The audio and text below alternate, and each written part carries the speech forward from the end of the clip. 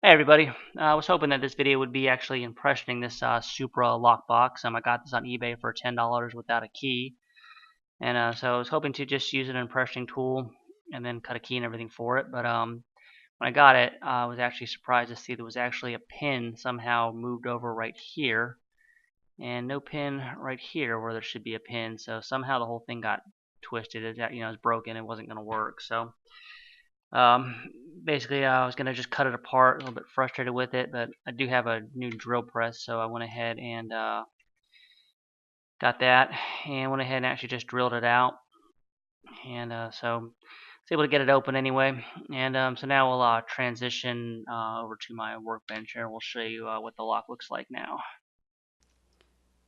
Okay, so here's the box now. I did have a 5/8 cam lock laying around, so I went ahead and replaced it. The other lock, the key would only insert one way and come out one way, and this one, it's like an arcade machine or something. So it's made it come out in different positions, but I went ahead and made it where it opens clockwise. Basically, the lock's upside down, so it'll open, the door will come off, and it's keyed retaining, so you can actually pull it out. If I had it go the other direction, then you wouldn't be able to use the key to actually get the door out of the lock. So went ahead and set it up that way. So I guess it's kind of restored anyway where it works. And then here's the lock that was drilled. Get some light on it here. So this is the one that I had to drill out. I don't know if I can get this guy to focus or not here. There we go. Still got one pin still in there.